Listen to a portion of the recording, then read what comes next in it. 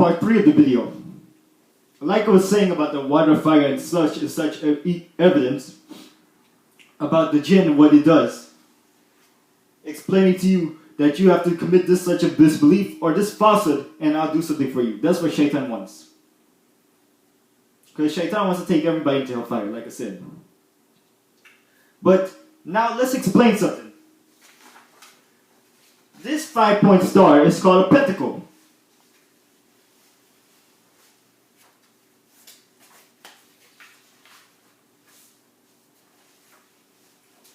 And what is a pentacle?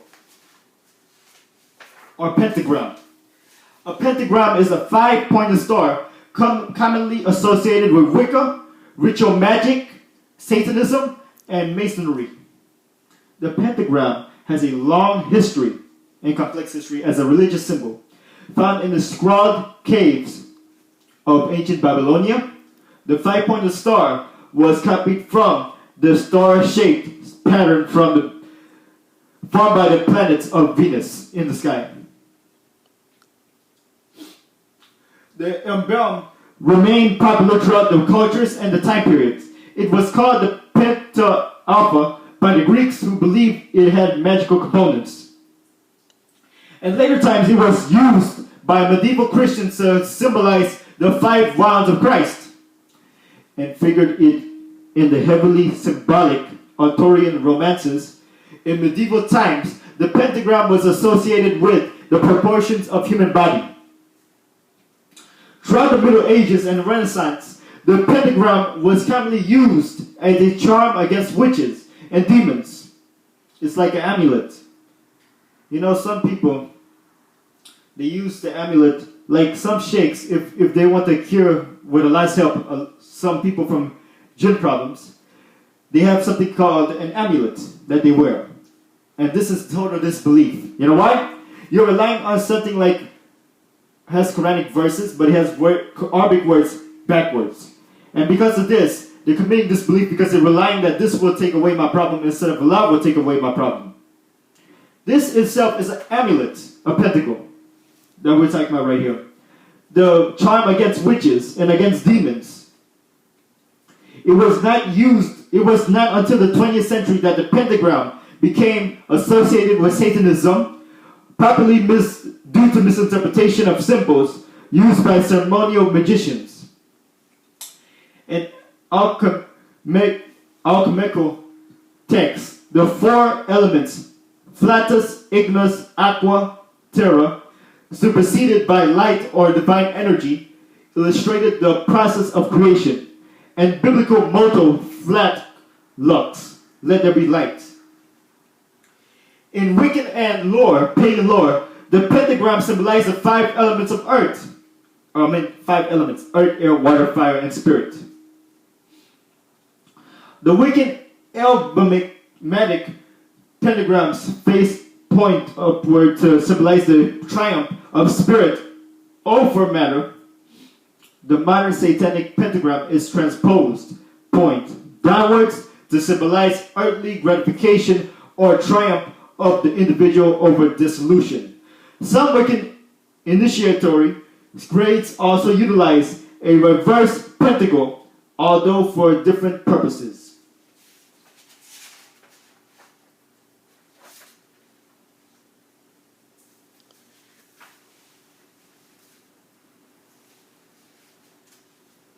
Like I was saying, what a pentacle is. It's an amulet used in magical evocation, generally made of a parchment, paper, or metal, on which the symbol of a spirit or energy is being invoked, is being drawn. Energy is a jinn. Spirit is the same thing as a jinn, according to this topic. Because energy is equal to MC squared. I would like to deal with the jinn more detailed later. That's another video to make. But this subject is dealing with your ancient, modern, and Islam.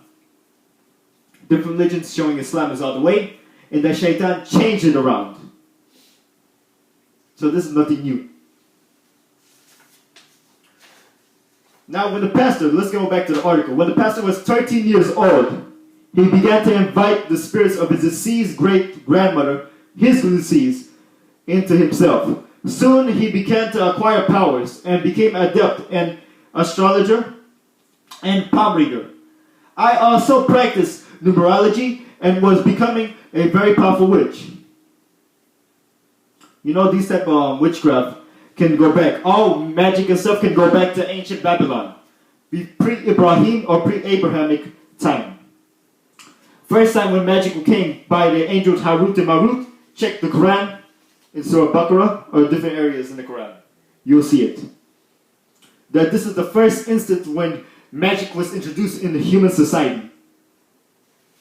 But guess what? It came by what? Angels. And the angels say that if you do this, this is a trial on you. So be careful. But they don't care about the trial. They care about what they want. Shaitan deceived them to thinking this is something good when it's not something good at all. So guess what? For Shaitan, that's something good because it's going to bring more people into hellfire. So guess what happened? He became, the same pastor became 19 years old. And his first goal he had reached, become a powerful witch. Then very suddenly the realization hit him that he was making predictions without looking at his charts. He would blurt out predictions in minutes detail, and they would come to pass. He became frightfully aware that I, meaning the pastor, become a sending station and was dispatching spirits to my predictions come true. He predicted accidents and tragedies, and suddenly he came with fear. He had fear in it.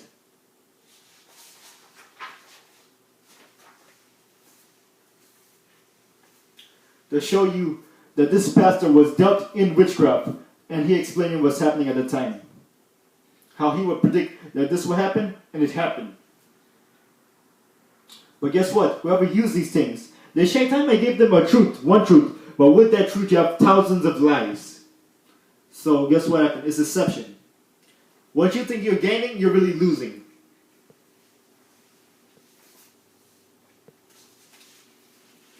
Now, what is Samhain? Samhain, All Saints' Day or All Souls' Day. November the 1st and 2nd, respectively, the Christian celebration dates to the 4th century. It commemorates the lives of the saints and the people who passed on. It was moved to November the 1st by Pope Gregory III to coincide with the pagan celebrations. Look what she had to say, Adeline St. Clair. This dumb supper is so dumb, that's what she's saying. It's one of the ways to acknowledge the presence of their ancestors on the night of Samhain. It is believed that on that night, the veil between the realm of the living and the realm of the dead is very thin, and that our ancestors can come back from the dead. This dumb supper consists of setting an extra place on the table. Like if they're having dinner, set another place on the table for my ancestors to come. Which is so dumb according to what she's saying. But I'll explain to you why it's dumb. Your ancestors don't have any skin anymore, no organs to digest the food. It's just bones, rotten. And you expect them to eat back food again? Don't you expect that they dip a spoon up and eat it, it should fall to the ground? How are they going to digest the fruit and stuff? You don't have any organs. So this doesn't even make sense. How can they eat the food? So that's what Samhain is. This is the second celebration of the Wheel of the Year. Samhain and Yule.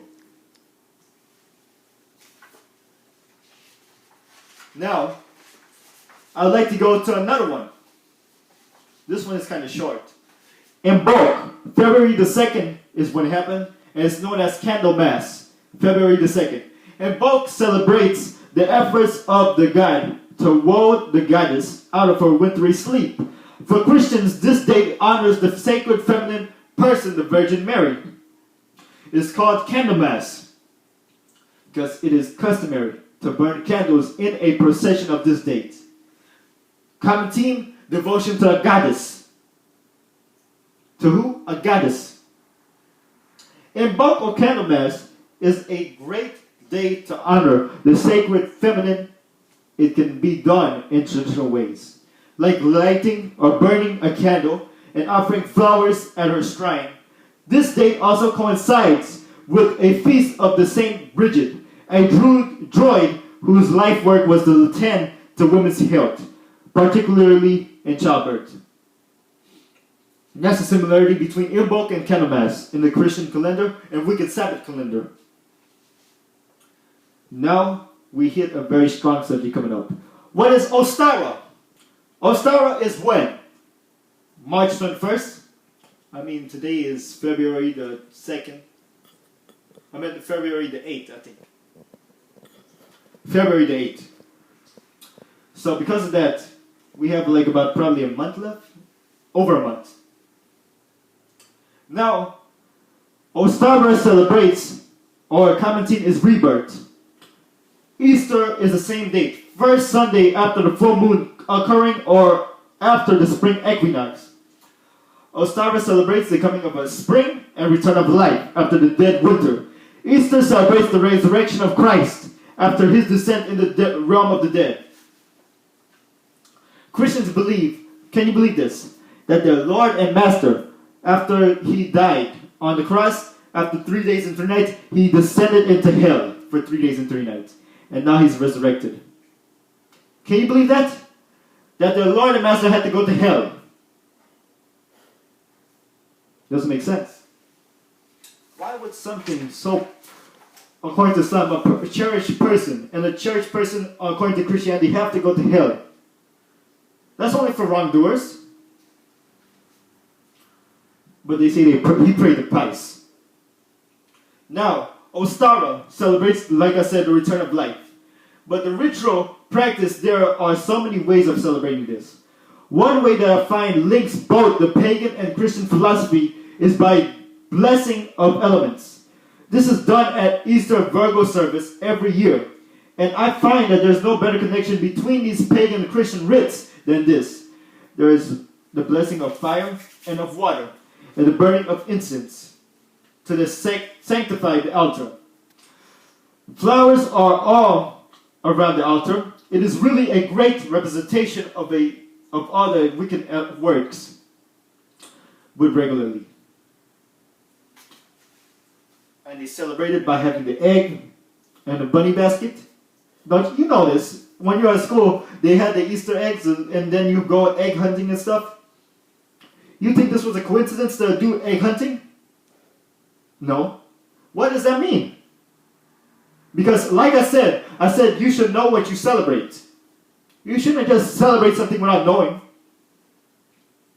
It won't make sense. So now let me show you what's happening.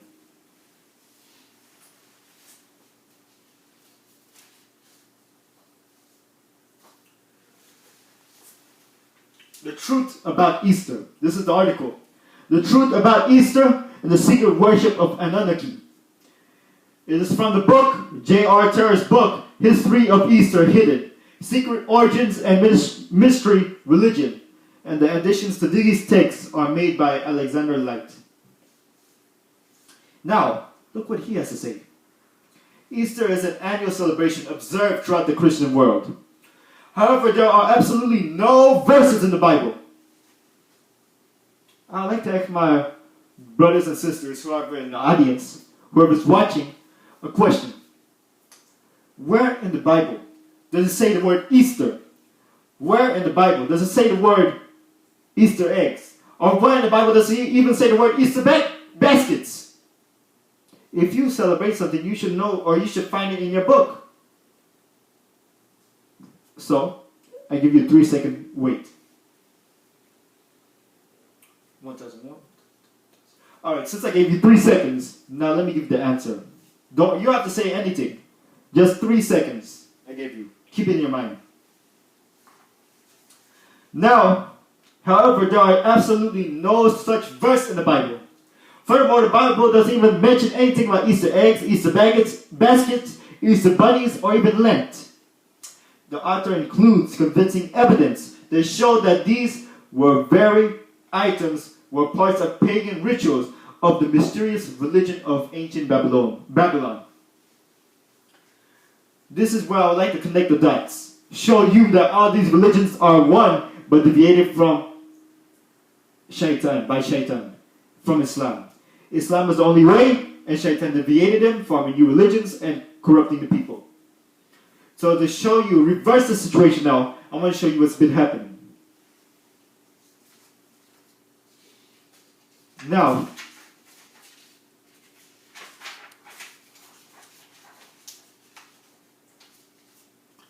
do you know, I'm asking you the question, do you know where the tradition of celebrating Easter came from? Where did it originate? Question. Do you know where Easter originates? Do you? No. Do you think it's Christianity? Yes. I mean, many people say that, but that's not where it originates. You see, these are ancient pagan festivals being introduced into Christianity. Because Christianity was Islam.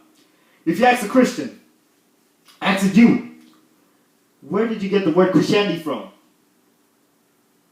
He said, I don't know. I said, okay, I'm going to give you the answer. Christianity came from the enemies of Christ who came in Antioch and saw the followers of Jesus Christ and called them Christians. So by the name Christians, they adopted the name and called themselves Christians. Where did they get Jews from? The people of the province of Judea, children of Judah, called themselves Judaism. So by that we get Judaism, and by that we get Christianity. But if you ask Jesus or you ask Moses, probably in time to come or on the day of judgment, inshallah, what was your religion on the day of judgment? Ask him, what was your religion? I wouldn't expect Jesus to say Christianity. I wouldn't expect Moses to say Judaism. I would expect him to say, my religion is a religion of total submission to God's will. And one word for that in Arabic is Islam.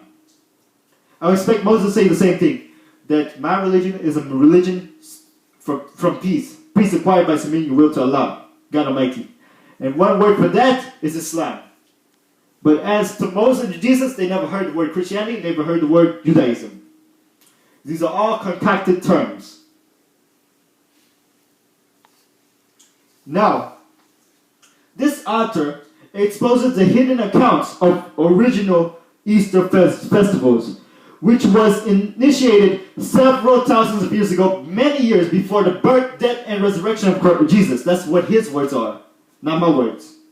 That the birth, death, and resurrection of Jesus, that's what they believe in. I didn't say I believe in that Jesus died on the cross. I didn't say that. But I'm saying that's what they believe. Easter and Anunnaki connections. The name Easter actually comes from Ishtar, Easter, who is worshipped as the moon goddess, the goddess of spring and fertility, and the queen of heaven. She is known by so many names in countries and cultures that she is often referred to as goddess of 1,000 names. Like what they've been doing. They've been taking this religion, this religion, this religion, this religion, and you see different names but the same thing. If you have the Satanic Bible, or different things, Satanism, they've been taking different cultures, like Mao in Japanese, some type of devil, or another devil in Coyote in the Native Americans, or this person from different cultures or religions, combine it to one and show you this is Satanism. So they practice Satanism rituals, satanic rituals by these names or different things. Combining religion to show you, they believe that they could combine all the religions, but they combine it in the wrong way. Islam already combined religions in a right way. But this subject can get for days, months, years to even explain. Because this subject is dealing with the history of man from the beginning of time to the end of time. So what about Easter? Easter is an English word, and the Anglo-Saxon word is Easter, and the Babylonian word is Ishtar, and the Hebrew word is Ashtaroth, and the Greek word is Astarte. Ashtaroth, Astarte, Ishtar, Easter, and Easter were the same thing. Astarte is the Phoenician and Greek fertility goddess. Ashtaroth is the Hebrew name for the Canaanite fertility goddess. Ishtar is the Babylonian name for the fertility goddess. Ishtar is the Anglo-Saxon name for a fertility goddess. All these are the same names for one goddess. Now the Sumerian name for Ishtar, the same goddess, is Indiana, and was definitely the most important one. This is the important one. And Anna was the granddaughter of Enlil, who in turn was son and Anu's son. Anu was the highest ranking Anunnaki, and his name was translated as Great Sky Father. Anu was reversed as God of heavens, and he was central figure of mankind's first religion. Well, first messed up religion. So what are the Babylonian connections with the Bible? John chapter 8 verse 44, 2 Corinthians chapter 11 verse 14, 1 Peter chapter 5 verse 8. Ishtar, the Babylonian goddess, is one for whom Easter is named. Ishtar is but another name for Semiramis, the wife of Nimrod. This post-flood festival was part of a false religion mystery Babylon, and was started by Nimrod and his wife, also known as Ishtar. They not only instituted the building of the Tower of Babel, they also established themselves as God and goddesses to be worshipped by the people of Babylon. They are the co-founders of all the counterfeit religions that have ever existed. So listen to this. What is so miraculous? What's so strange about that? Babylon was the first place where magic was introduced, according to the Quran. And this was a place where deception of shaitan got very high now. And I'll explain why now. Nimrod was worshipped as a sun god. He was worshipped in many cultures as Samas, Atis, Uti, Merodach, Marduk, Nunos. I'm just listening to you. Bel, Baal, like how they have a Passion of Bel, Passion of Jesus, Passion of Bel, same thing. Well, same events kind of thing. Moloch, Tammuz, the list goes virtually endless. That's what they're saying. He was also known as Dumuzi by the Sumerians and as Ra by the Egyptians. You know how the Ra is the female character of Horus? And Horus, whoever doesn't know Horus, the all-seeing eye on the $1 bill is Horus. That's dealing with Illuminati now. Connections. I'm about to deal with some Illuminati connections with Easter, but these are not my words though. These are the words of these people who publish these articles, and I'm going to give them to you. So you can know what you're really celebrating. Before you celebrate something, you should know what you're doing. Millions of people are unknowingly worshiping and praying to this pagan goddess today. What is her name present day? What is her present day name? The Babylonians celebrated the day of Ishtar as Easter, as the return of the goddess of spring, the rebirth of reincarnation of nature, and the goddess of nature. Babylonian legend says that each year a huge egg would fall from heaven and land in the area around the Euphrates River. The Pope's ceremonial clothes, listen to this, now I'm talking about the Pope. Ceremonial clothes copied those worn by the ancient priests of Dagon. And it's not a coincidence, they do it on purpose. According to the Sumerian tablets, when an Anunnaki god Enki first arrived on Earth, he landed with his spaceship on water. Spaceship. He later emerged from water wearing scaly fish suit. What? Astronaut suit? That's what they're saying. They say it with a question mark. Scaly fish suit / astronaut suit. Thousands of years later, the ceremony of the fish god was still celebrated in Arcadia, Assyria, and Babylon by the priests of Dagon.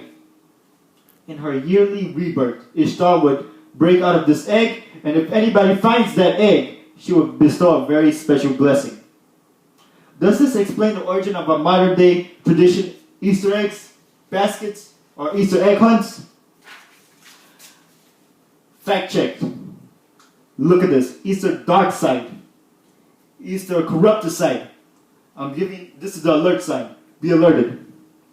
Easter, or more properly, Ishtar, complete with symbolic eggs and rabbits. Did you hear me? Ishtar, complete with symbolic eggs and rabbits, was in fact a pagan Babylonian and Assyrian deity, signifying fertility and sexuality, later critically adopted by Romans and finally introduced into Christianity by Emperor Constantine. So who introduced it? This was not in Christianity. This was introduced into Christianity because Christianity was Islam. And while it's being introduced, that's how we get Easter. Can you believe that? By ancient paganism. Other pagan rites that were connected with this celebration and which are all part of our modern Easter tradition, well, their modern Easter tradition, are Easter offerings to Queen of Heaven, consisting of freshly cut flowers, hot buns, decorated with crosses and star-shaped cakes, new clothes to celebrate this festival. The pagan priests wore new clothes or robes, and the Vestal virgins wore new white dresses or robes and bonnets on their heads, and the sunrise services to symbolically hasten the year's arrival of Ishtar eggs from heaven, the reincarnation of the spring goddess. The Vatican, now listen to this, the Vatican. I don't know if you can pick all this up because there's a lot of information being thrown at you so quickly. So keep alert on these things. The Vatican is secretly perpetuating the ancient pagan rituals and worship of their ancient gods, the aka, also known as Anunnaki, the shadow religion of the world's elite, is Satanism. And all position of power are occupied by the Satanists. You know how I was talking about numerology? Numbers have a symbolic meaning in witchcraft. And now look at this. You know how I was saying that in America, in the past, I don't know about future time, but in the past, you will never see a 13th floor. In none of the hotels that you stay at, never a 13th floor. It will go from 12th floor, past the 13th, to the 14th floor. Take out literally the 13th floor. We don't have a 13th floor. Forget that. Because the number 13 is a very unlucky number according to them. Friday the 13th is a very unlucky day according to Christians. Now look at this. The Satanic connection to Easter. Easter has its origins in the world of the occult. The occult/Satanic calendar is comprised of 4 periods of 13 weeks each. Occultists believe that numbers contain inherent powers, and many base their lives on numerology. Numerology is what? Is also a key component of astrology. Another system occultists follow closely. The occult calendar is divided into 4 parts, but these 4 parts has each 13 weeks. Note that 13 times 4 is 52 weeks, same as our year in the Gregorian calendar. In the occult system, the number 6 equal man. The number 7 equal divine perfection or God's lowercase g. And the number 13 is the rebellion against authority and depravity. What I mean, just now when I said number 7, divine perfection or lowercase g, same thing happened with Jesus. John chapter 1 verse 1, what does it say? In the beginning was the Word was God, and in the beginning was the Word. The Word was with God, and the Word was God. That G right there is tontios. The Word was God. Was tontios, lowercase g, meaning divine perfection in man. Meaning he's a very good man. That's an example of what I mean by divine perfection. But he's not God.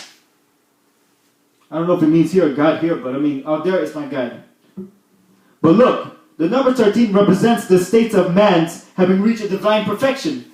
Self-achieved perfection and illumination. Sound like Illuminati? According to 8th century scholar Saint Betty. also known as Venerable Betty or Betty the Venerable. The name Ishtar is derived from the Scandinavian Ostar, Ostra, and the Teutonic name Ostern or Easter, both of whom were goddess of mythology and were identified as a spring and fertility goddess. Festivals of these goddesses were celebrated on the first day of the vernal equinox. Important part of these pagan celebrations included the rabbit, red eggs, and gifts, all of which represented fertility. Easter is steeped in the mysteries of ancient Babylon, an evil and idolatrous system. And it's telling me to go to the article, The Secret Worship of the Illuminati, the Statue of Liberty is Goddess Ishtar / Indiana. I have the article which I might read to you after that. But the satanic ritual of sacrificing children connected with Easter. Every single year, the priest of Ishtar would impregnate young virgins. The priest would impregnate young virgins on an altar dedicated to herself and her husband. The children were born on Christmas, not a coincidence. Was born on Christmas Day for a reason. And the next year, they were sacrificed in Easter Sunday at sunrise service. The priest would take Ishtar eggs and dye them in blood of the sacrificed children. Inanna's husband was none other than the infamous god Moloch, like I mentioned earlier, or Melech, to whom the children were and still are sacrificed in satanic rituals. The Satanism were the religious worship of Anunnaki, and the human and animal sacrifices are part of rituals. If you have the heart to believing this, there's an excerpt right here on the Encyclopedia of Judaica, which identifies Ishtar / Indiana and her husband as the gods to whom children were sacrificed. In the time being, I don't have enough time. I will not read that to you. But they gave me a picture right here where it says that the following image was secretly taken during a satanic ritual in which a human body or a child, a little baby, was burned in front of a wooden owl statue dedicated to the Ishtar / Indiana / Moloch at Bohemian Grove. So this is the real origin of Easter.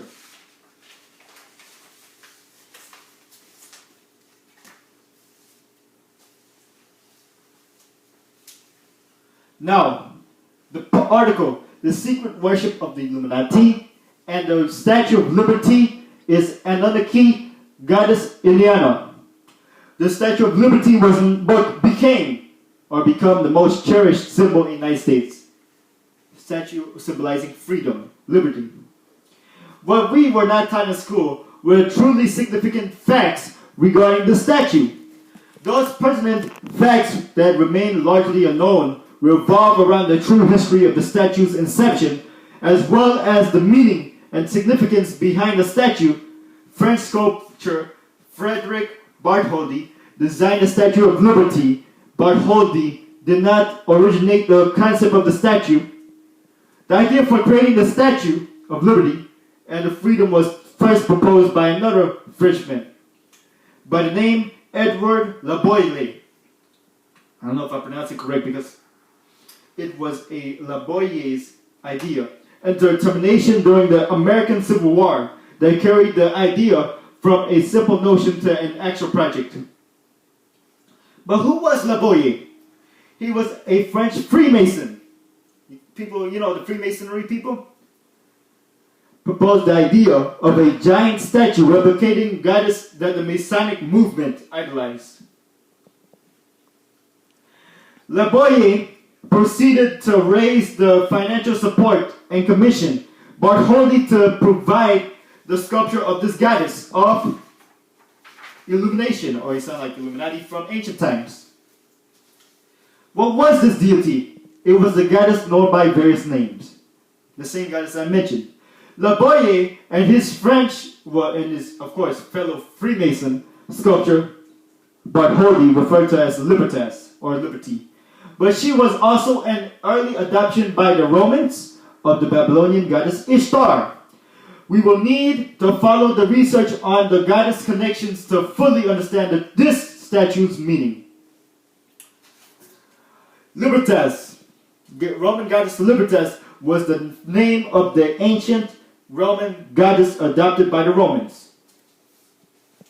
Perhaps as early as the 5th century BC, and certainly by the 14th century BC, she was referred to as the goddess of personal freedom and liberty. In fact, liberty meant freedom, so liberty means freedom. Those two names describe one concept we call freedom. Liberty equal freedom, and freedom equal liberty, like I just said. This goddess was the goddess of freedom because she promoted the ideals for personal freedom to do anything that they felt like. She was called the matron goddess of prostitution because she promoted sexual freedom. Indeed, she had invented the concept. Slaves considered her the goddess in winning hopes for their freedom. Also during the time when immigrants would come to America, during the time of America, you have something called the Ellis Island, and you have, I can't remember how you pronounce it, but Angel's Island.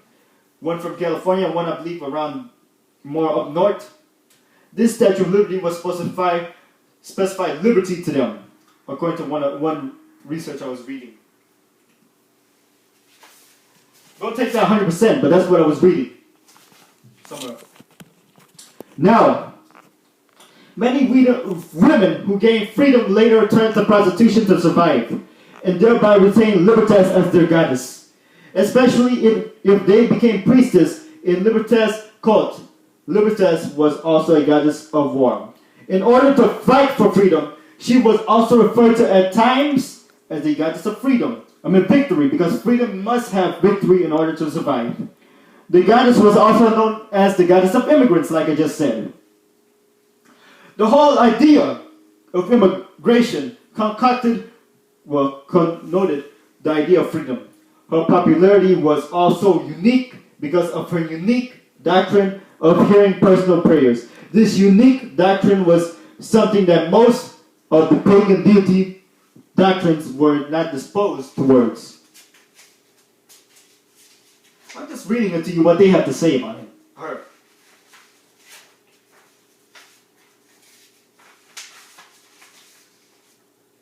Look at this. Look at this. You see this image right here? Almost look the same, right? What about this one?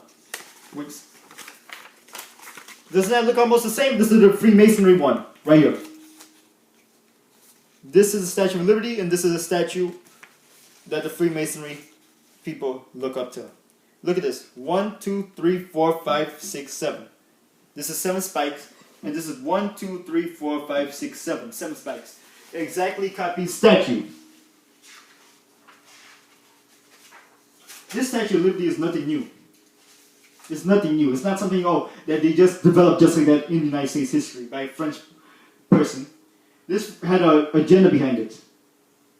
From the ancient goddesses, or so-called names of the gods.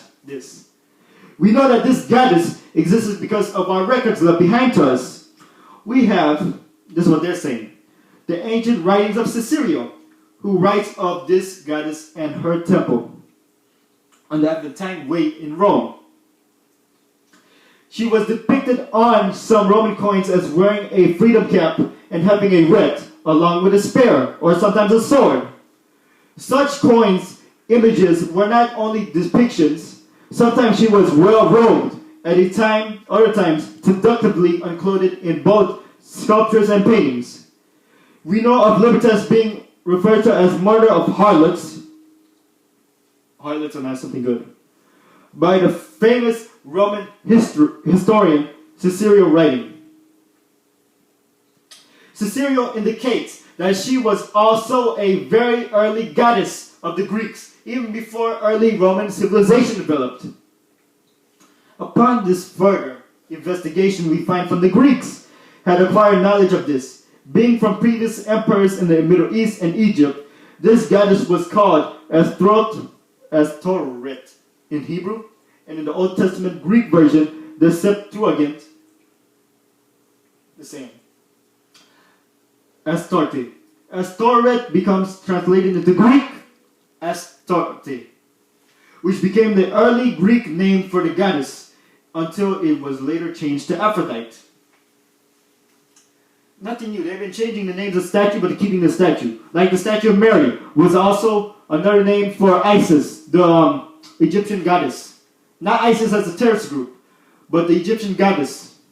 Just rename the whole figure. The Hebrew term Ashtoreth was itself a transliteration from the Babylonian dialect Akkadian term of Ishtar.